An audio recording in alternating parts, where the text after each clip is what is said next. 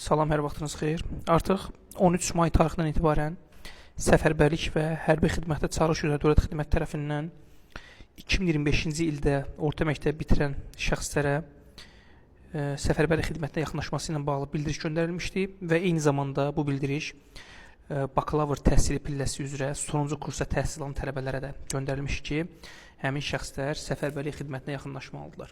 Və təbii ki, məzunlar, əvvəlkilərin məzunları və magistr imtahana hazırlaşan şəxslər müvafiq olaraq qeyddən keçdikləri elektron ərizəni mütləq şəkildə təqdim etməlidirlər və indi sizə göstərəcəm ki, hansı şəkildə həmin sənədi hara təqdim etmək lazımdır və burada artıq görürsünüz, yəni inzibati xətalar məcəlləsinə göstərir ki, xidmətdən, yəni bu yoxlanışdan boyun qaçırsanız sizi hansı məsuliyyət gözləyir və ona görə də bu məsuliyyətdən yayınmaq olmaz və tələb olunan sənədləri mütləq tələb olunan tarixlər ərzində təqdim etmək lazımdır.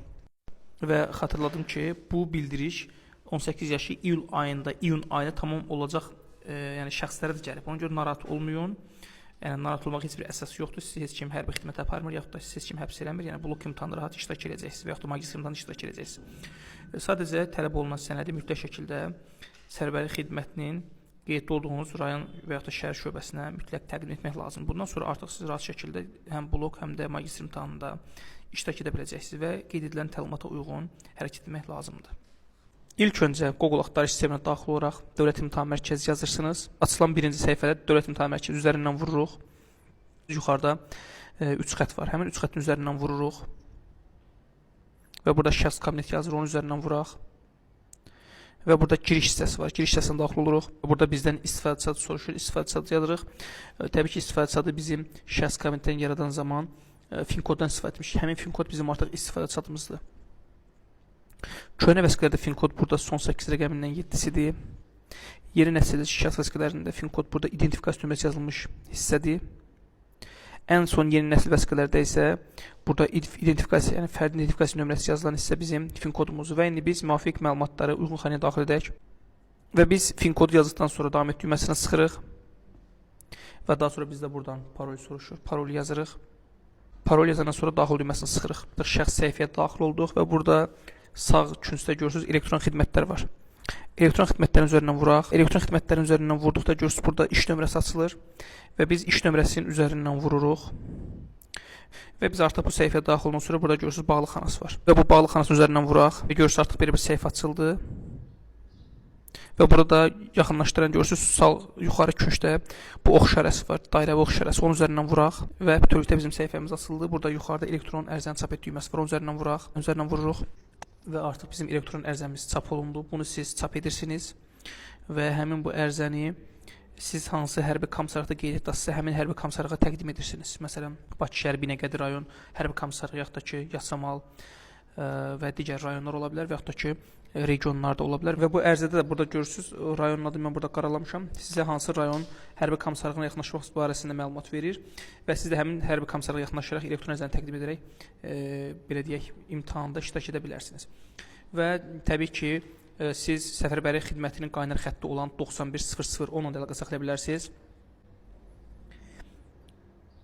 Google axtarış sistemindən səfərbərlik və hərbi xidmət çağırışı dövlət xidməti bunu yazırsınız və bura daxil olanda burada onların qaynar xəttləri var. 9100 əlaqə saxlaya bilərsiniz. Nə sualınız olsa cavablandıra bilərlər. Digər tərəfdən də öz hərbi komissarlığının nömrəsini taparaq orada əlaqə yaradaraq deyə bilərsiniz ki, hansı tarixdə, hara, hansı sənəd təqdim etmək lazımdır. Yəni bunu da soruşa bilərsiniz və hansı günlər, saat neçəyə yaxınlaşmaq lazım olduğu barəsində sizə məlumatları verəcəklər. Məsələn, biz axtarış yerinə Ağdam rayon hərbi komissarlığını yazırıq və burada artıq rayonlar üzrə məlumatlar çıxır və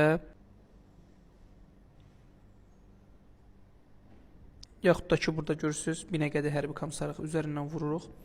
Burada onların əlaqə nömrəsi var, əlaqə saxlaya bilərsiniz. Bu şəkildə məlumat vermək mümkündür. Yəni, və siz qeyd olunan sənədi təqdim etməklə blok imtahanda və eyni zamanda magistr imtahanda iştirak edə bilərsiniz və artıq sizə iyul ayında olacaq çağırış üçün möhlət verilir. Yəni, siz artıq ali təhsil müəssisəsinə, yəni universitetə qəbul olsanız, bakalavr yaxud da magistr, artıq sizə yenidən müvafiq təhsil pilləsi üzrə möhlət veriləcək. Bu şəkildə siz də öz sənədlərinizi səfərbərlik xidmətə təqdim edə bilərsiniz. Və bəzən də şəxslər bildirir ki, may ayın 13-ü bizə bildiriş gəlib, bugün ayın 14-ü, sabah 15-i artıq 3 gün tamam olur və biz birdən təqdim etməsək bizə problem yaranarmı?